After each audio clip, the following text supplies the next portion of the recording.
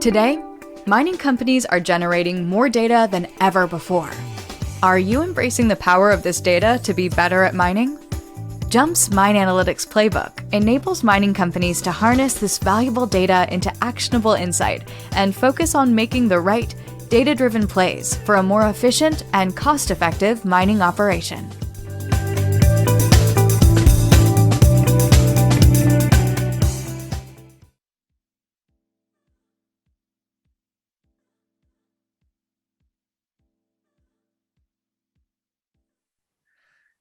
All right, well, good afternoon, good morning, good evening. Thank you for joining us today. If it's the first time I'm getting the chance to speak with you, hello, my name is Michael Matrick. I'm one of the founding members of JUMP Analytics.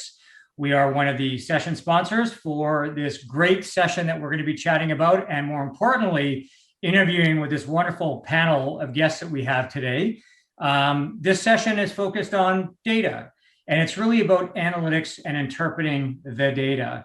So I think there's going to be a lot of really good discussion that we're going to go through from the candidates that are here on the panel. We've got great insights and great experiences from each one of the members here. So I think you're all going to find this very intriguing. And one of the things I'll just note before we get started that if you have been participating in a lot of the different sessions during the Minds and Mets conference, one of the things I've been witnessing a lot of is the theme of data. And whether or not data was in the format of the actual title or the session, it just seems to be something that is pervasive across the industry. And it's becoming more important today as people talk about artificial intelligence and machine learning, which are all great, wonderful practices and disciplines, but without data and good data, more importantly, those things are really not useful at all. So I think it's really exciting that, we're all here today in various locations all over the world. I'm in Canada, I'm on the West Coast. I know Steve, he's on the East Coast. Laura's in the United States. Tania is in Australia, and she is at a mine site. So I will make reference and note that we may have a bit of interference on her connectivity, but we'll make do while she's being interrupted by, lack of connectivity. So without further ado, let me just go ahead. I'm just going to do a quick round of introductions on the panel members who we have here today before we get started. And I'm going to start with Laura. And Laura is the head of digital services at Anglo-American. And we're very thankful to have her joining us today. And I'll let Laura introduce herself in a second. I'll just go over to Tania. Tania, thank you. You are the founder and the CEO of Obzervr. And I know Obzervr has been a big presence during the Minds and Mets conference. So I'm sure lots of you have seen the capabilities of what Tania's company does within the mining area and operations. Very exciting stuff. I know I'm excited about it. And then last but not least, we have Stephen Thomas.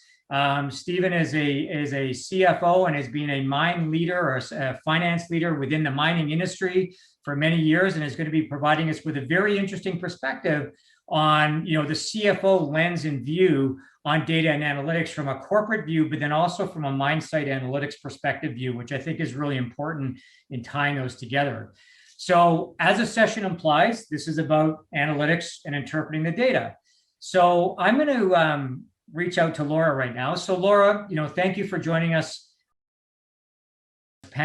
Panel, we're happy to have you here. I'm able to let you just do another yourself and what your role is at Anglo-American. All right. Thanks, Michael. Thanks for having me here.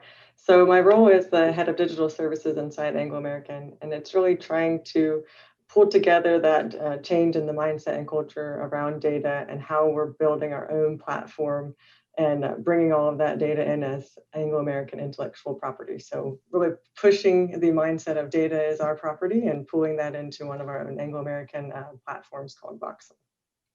Excellent. Great.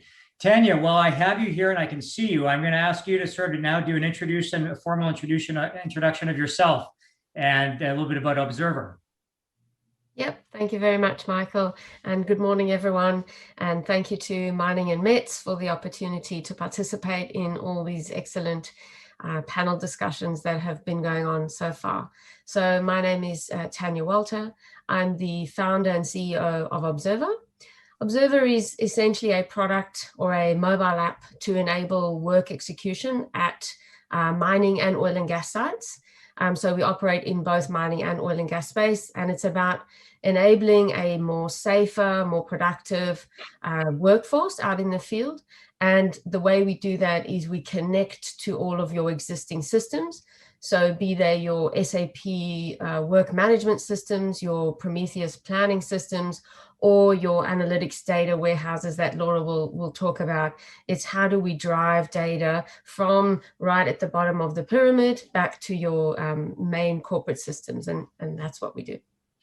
Excellent. Thank you, Tania. All right, Steve, over to you. Yes, well, I should say hello to everyone. And Michael, thank you for giving us the opportunity to talk about this. I've been in the mining industry for 20 years now across various organizations, and more recently done some significant work. So I think this is a really rich topic of conversation. It has been for 20 years.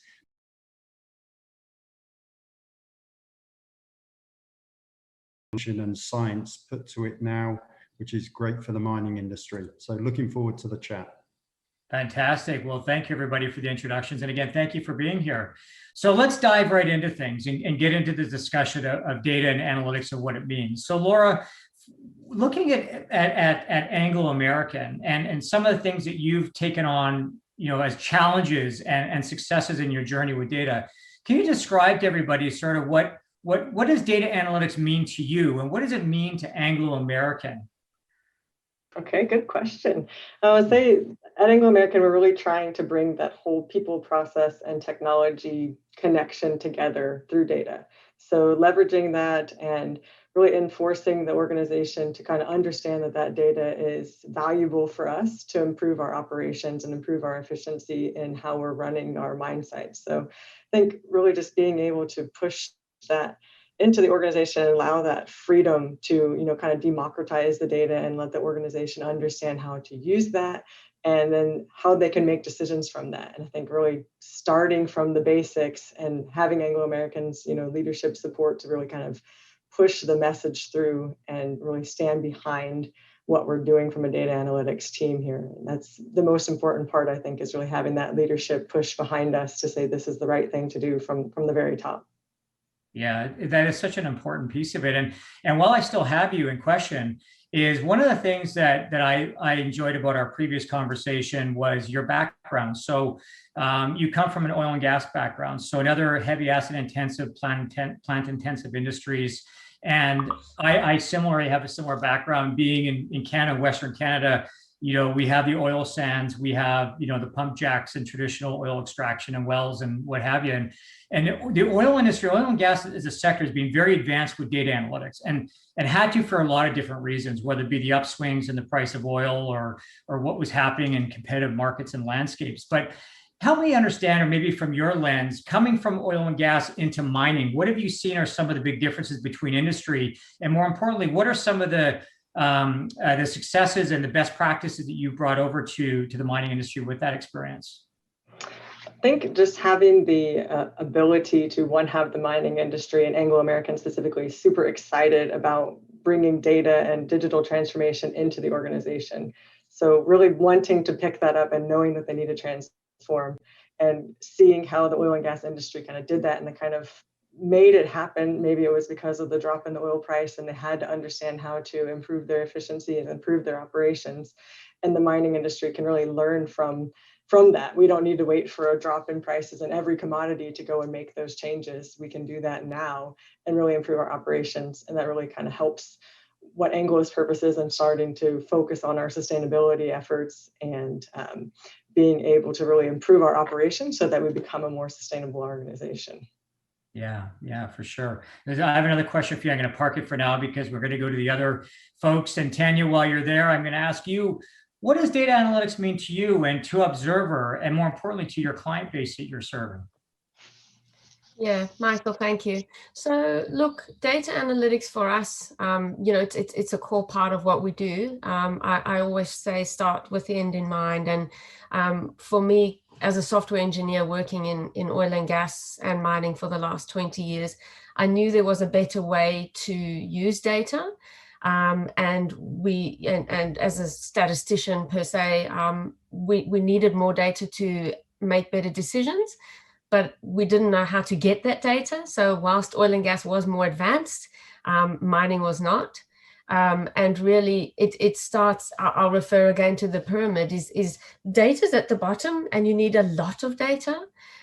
Your AI sits up here at the top of the pyramid, but to be able to get to that position, you actually need a lot of different data to be consolidated in one area. So analytics really is the ability to see across your organization and use that information for either decision making or for whatever purpose that you need it to. So for Obzervr, it was about saying, look, there's multiple different systems in industry. How do I bring all that information down? How do I start at the frontline operations? So have frontline operators better collecting data, better using data, because they're the ones who are actually making data a reality and they're collecting all that information. They need to make decisions in real time.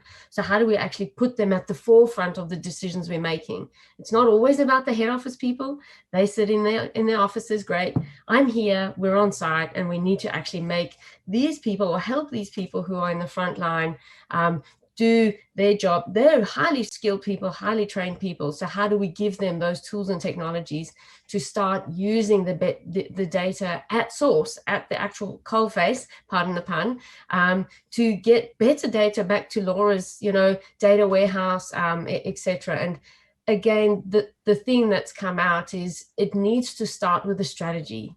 The organization needs to say, what is our strategy? What are we hoping to achieve? And what's the business case for that strategy? And once you have a direction, now you can all point to that direction. But otherwise, you will just keep throwing good money after bad if you're not actually clear on what you want to achieve and how you're going to get there. So starting with the strategy and having that change management to your frontline operators is a really important connection that we see with our customers. Yeah, no, great points, and some really good points in your message there. And actually, it's a great segue to Steve. Being a CFO of large global mining companies, and seeing it from your lens, Steve. So let's talk about what data analytics means to you as the CFO, and from the corporate lens down to the mine site. Sure. Well, in summary, it's the continuous pursuit of the truth. The organization needs to know what the truth is, all the way from what's happening in short interval control through to hitting weekly targets to monthly, to those public moments of quarterly reporting and annual reporting.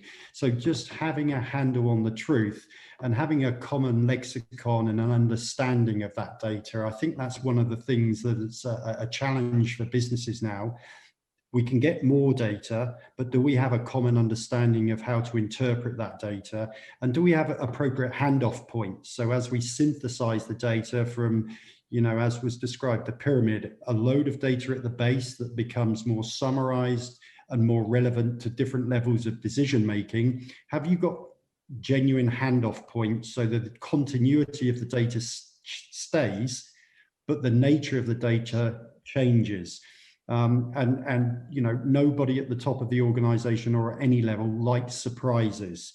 So you need to have a system that really plugs you in to what's happening at the front line, but it doesn't overwhelm you with so much data that people lose, the purpose of it. So continuous pursuit of the truth in an efficient way.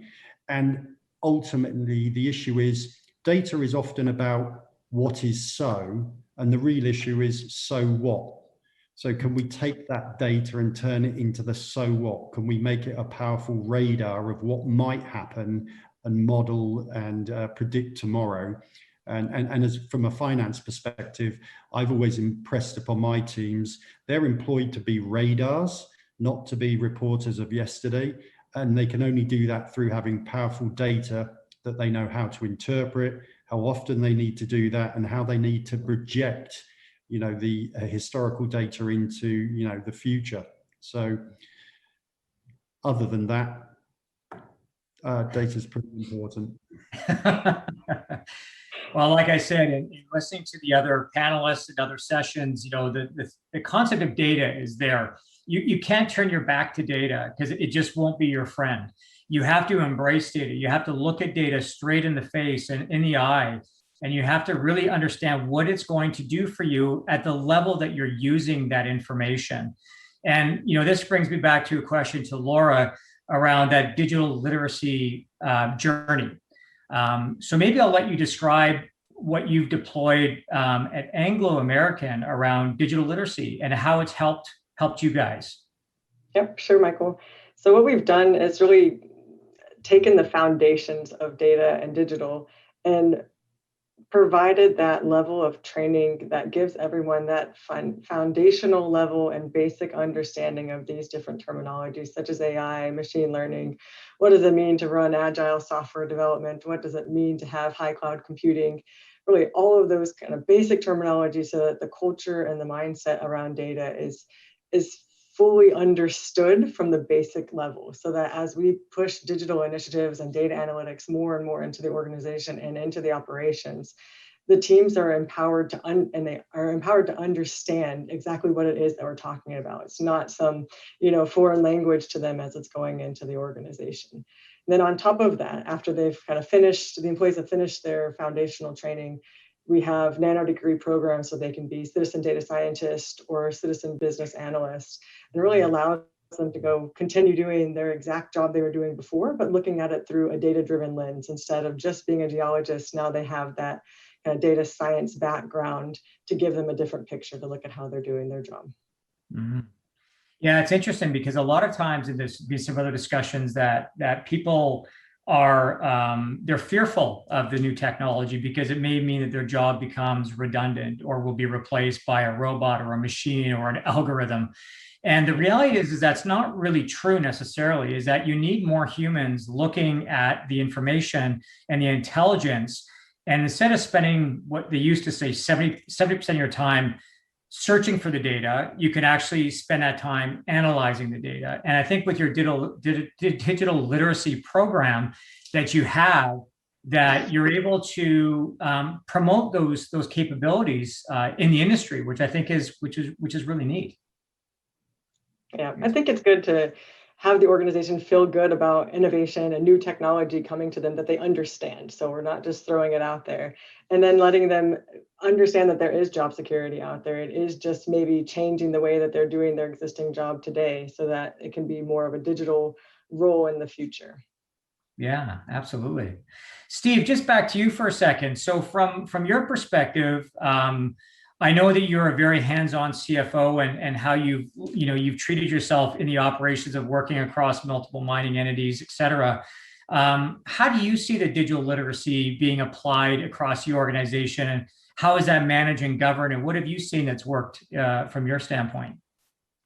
Yes, certainly in experience with a large international gold company I was working for. The issue really became about, as was described, being comfortable with the data and understanding where it originated from, how it could be proofed. But the really important change that I saw was freeing up people to really apply their minds back to that. Well, so what? What does this data mean? And if you can change the nature of the meetings from worrying about the immediate numbers in front of you to what do they mean and what am I going to do about them, that was very powerful. We worked from the corporate office with the operations to actually change the agenda of meetings to say the data is a given. We're not going to analyze or second guess it because we are comfortable that it's true. Now we can have a conversation, a quality conversation about what are you doing about what that data is telling us. And that was really transformative. And in fact, when people embrace the idea of getting past trying to produce the data and just focusing on what it meant, it really was much more engaging. People with their expertise and insights and their desire to see tomorrow better than today were really lit up with being able to focus on that. So it's a great enabler for focus on quality issues, short interval control, action plans. But with that, we'll come to talk about how you embrace that through a change management program. But I'll stop there because we'll open that up as a separate topic, I'm sure. Yes, yeah, I do have change management as one of my questions to ask. So Tania, to you, what are your thoughts on that particular subject around digital literacy and what it means to the operations, where I know you spend a lot of your time, as you are right there at a mine site today. What are your thoughts? Yeah, so it's a really interesting perspective, both Laura and Steve. So we work with Anglo-American, and we work with multiple other miners, gold in particular as well. And that digital literacy, that understanding of not only data, but what computers or systems, apps will actually do for the person, the frontline operators, supervisors, superintendents, is really key. It's really important to bring them on the journey. But we know that there is a theory out there that our systems means that I'm out of the job, but not really, because when you have millennials coming into the workforce, when you have engineers, they're trained as a mechanical engineer or electrical engineer, they spend so much of their time filling out paper forms right now, or filling out permit to works, or filling out slams, or safety step 5, step back, take 5. And all you're really doing is taking away that administration part of their job and putting them back in the jobs they were trained for, which is engineering, which is actually going out and understanding what's happening with the longwall shearer, or why the gasket is not, functioning as it was supposed to. And to Steve's point is, if they now can see how they've collected that information, they can see the IoT feeding in front of them, they can validate that information on the shearer standing next to them, or the SCADA device of a gas well, they now begin to trust the data because it's their data. They now own it.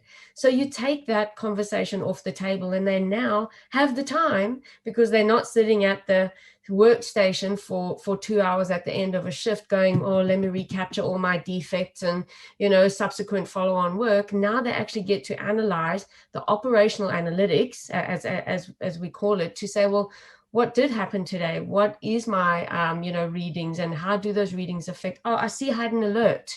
Now I actually start to use that information, rather than 2 weeks later the machine breaks down and, oh, well, I'm sorry, I forgot to, I didn't see that information, because it's on the paper. So being able to capture data in a different way, in a really short, sharp manner, send that through to your analytics, have the computers help you. The computers are there to help you. Let them help your day, help you go faster, is a really important part of people being able to embrace what's coming, what's here. It's not even coming, it's here. It's actually here. So for me, that it's not a case of understanding why we need to do it. Guys know why we need to do it. People on the floor know why we need to do it. It's just bringing them on that journey of where to next. Yeah, absolutely. They're all such good points. And it really is, it comes down to the front line, the people, the processes, the management, the education, and how people are utilizing. Data is a very powerful thing. And if you use that data wisely, you'll make great decisions and you'll reap the benefits of that down the stream. You'll operate in a safer, more economic manner. I just want to switch gears a little bit here for a second and talk about some industry influences into data analytics. So ESG, we're all familiar with ESG. It's becoming a very important topical. It always has been very top of mind for the mining industry and all industries in that respect. But ESG, the standards of frameworks and new reporting disciplines and things that are coming down I think are forcing people to look a little bit different at data and how they're tracking it. And Steve, you and I talked a little bit about this yesterday, that it's almost taking an audit turn towards it, where companies are it's going to force them to have better controls around ESG metrics and how they're tracking those frameworks within the ESG reporting capabilities and what that means. And maybe, Steve, from your perspective, how do you see that impacting and benefiting organizations to be better at their processes of data and collection and management? Yeah. To your comment or the conversation we had yesterday, the world and corporations are full of audits in one fashion or another. It may be more pointed in the financial world, but certainly that spread of the requirement to be able to demonstrate the assertions by management with proof data, to be able to back that up down through the chain of custody of where that data came from. I think it's really embedding that discipline of, if you're going to say something and make a bold statement that once upon a time might have been viewed as subjective or not necessarily provable, getting used to disciplines, getting used to the fact that, yeah, you do have a massive data that someone else can have a poke at and test. So you better be able to back up that statement that might be seemingly more ambiguous or more subjective, or if you want to make a bold assertion about we're the world's most environmentally friendly company, well, you better have a system that backs that up and data to hand, and people who understand that data. You know, ignorance is no defense in any part of a business, and for ESG now, that being more informed all the way from the person doing the field work through to the CEO that has to make the public declaration, having an ESG system with a core element of data constantly passing through it, being scrubbed, being understood, and having plans that react to that data, absolutely critical. And so I found myself in recent years having conversations of a sort of quasi-finance nature with the ESG folk about the disciplines of audit, about the development of algorithms that prove the final data point, and how you do the forecasting I was talking about earlier. So there are definitely closer parallels, I think, in that part of business to core finance than was once the case. Yeah, absolutely. And Laura, what about from your perspective? I think it will drive right down to Anglo-American's #1 focus, which is, becoming the most sustainable. And really, I think it's all about that sustainability focus that we have, the vision that our leadership has set from day one. And, we're going to have the systems that back it up. But I think if we're dedicated and the workforce is dedicated to ensuring that we're sustainable and we're driving those operational efficiencies, I think the data will be there, but it still takes that human element to really drive that sustainability vision into the ground. Yeah. And I think it really stems to the standpoint of putting that foundation in place so you can start to track these effectively and then chase them through the organization as they need to be reviewed and checked and reported on, and bringing it forward. So yeah, it's just, we've been noticing as an organization, a lot of our clients who we work for, and they're of a local and global nature, that they've asked us, boy, we're getting a lot of requests for these, different things that we need to start showing and demonstrating. How does it relate to our financial KPIs and our operational KPIs, and how can we merge them together into, common data sets and bringing that data into a centralized repository. Let's talk about, I know we've got about 12 minutes left, so we still have some good time, which is good because I have a number of questions to still go through here. Artificial intelligence, machine learning, it means a lot to a lot of different people. And I think that there's some misconceptions out there about what it is and what it isn't.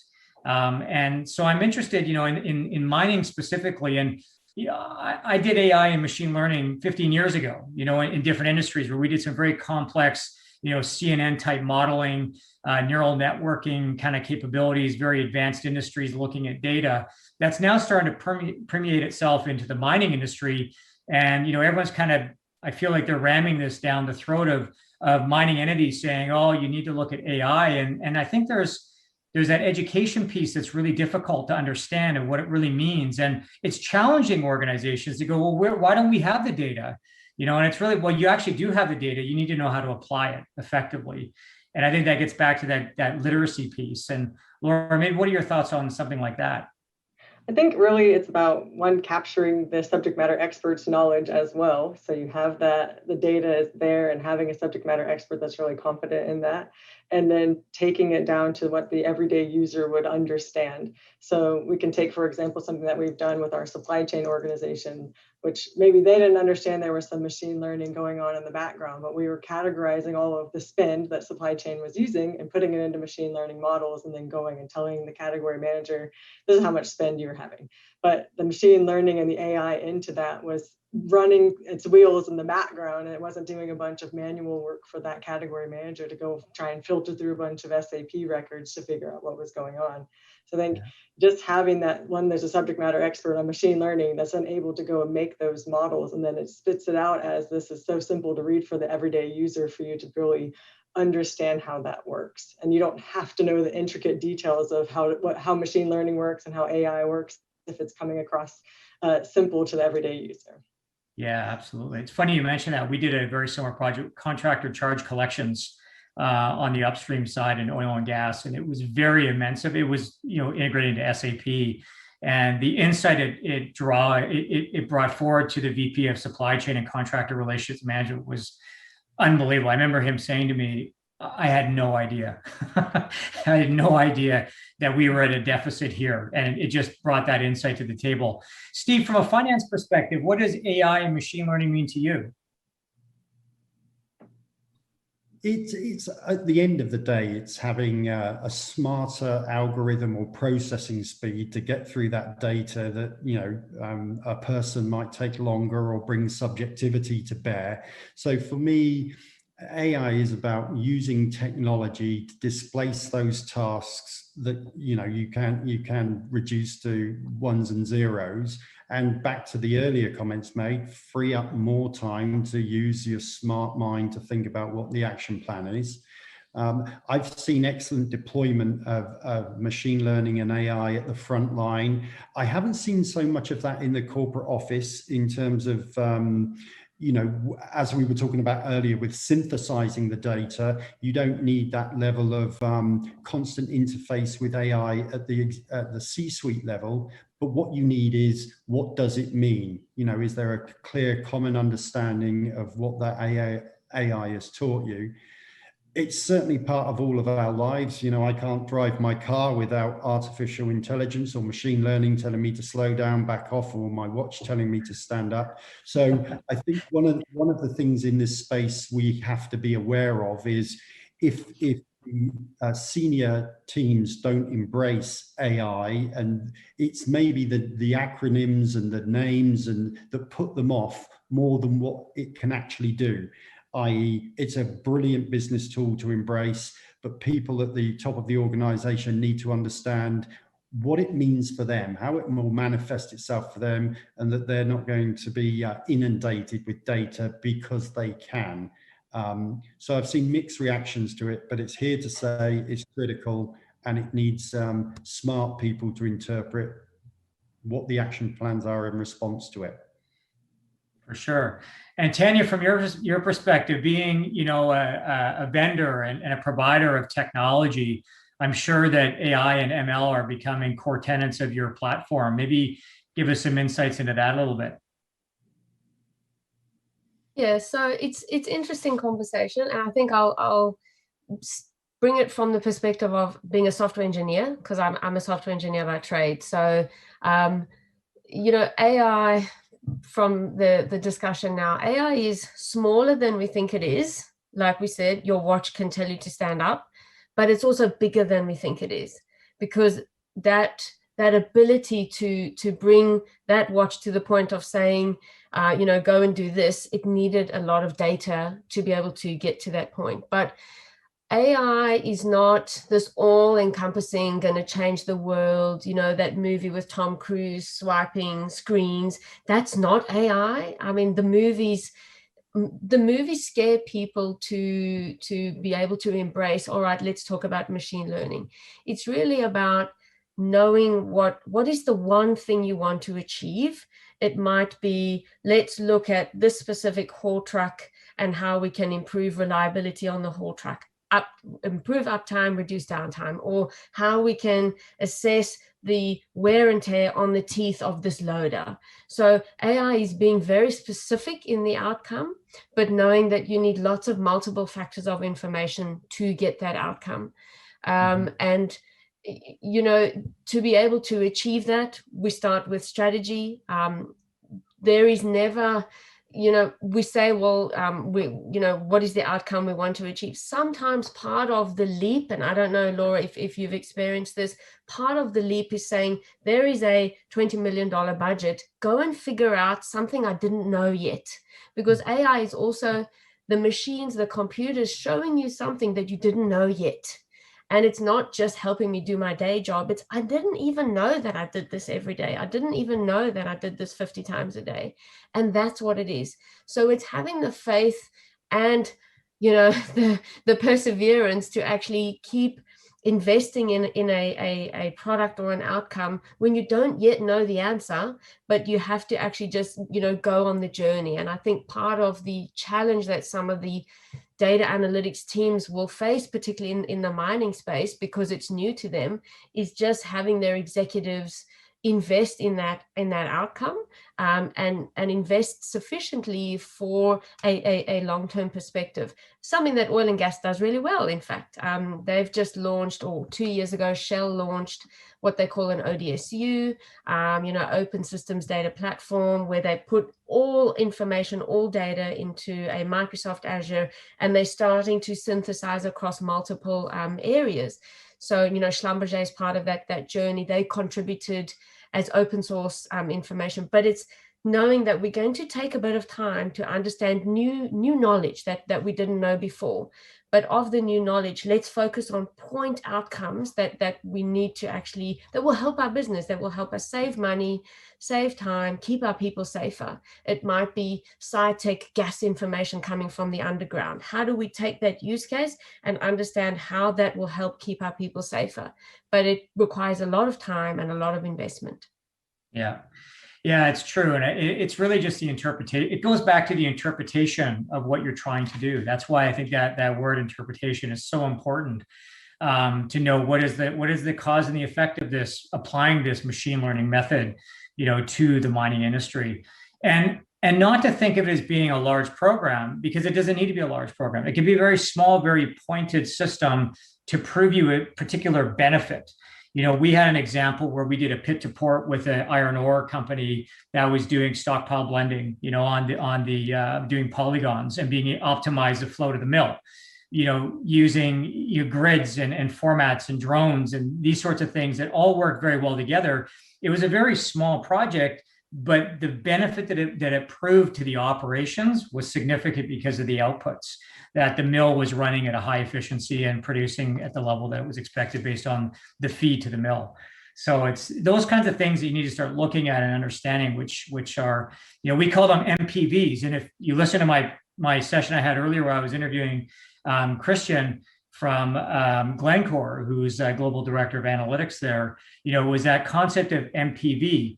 And those of us who grew up in the software engineering world understand what a minimal viable, or MVP, a minimal viable product is, and how you should challenge yourself to build these things, and do this. So I think it's good advice for all people that are listening. Don't be afraid, embrace it, use it, find a pattern. And I think the other comment, I think Laura and Tania, you guys both hit on this quite nicely, was there's a workforce you're trying to attract in the mining industry. The engineers coming out of university, they're all coming packed with smartphones and iPads and tablets. They are smarter than anybody coming into the field with their backgrounds, and they don't want this. They don't want a piece of paper and a pen. They're going to need that, but they're actually going to want to know where the smartphone is. That's right. Where am I putting my numbers? How am I tracking my activity? It's like, how do I track my health?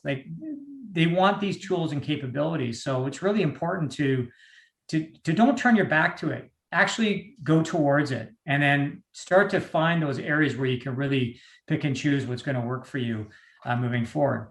The last theme I had on my subject was on change management. And we sort of talked about it a little bit, but Laura, I'm going to maybe look at you a little bit on this one, on the change management side. And I know you did talk about, there's the education piece, but the change management is a big part of the deployment strategy. Education is, here's the promotion, but then there's the change management piece. Maybe just very quickly, just give us a little bit of ideas and thoughts of how you apply change management in your program. Yeah, well, I say the main thing was we put a name to it. So for our data analytics platform, we call it Voxel. and really put that kind of identity behind it. So whenever we were going into the organizations, everyone knew, oh, Voxel is here. There's some different products and applications happening in our site. And it really kind of bought people into, like, we got a free t-shirt that says Voxel, but we really are making change in the organization.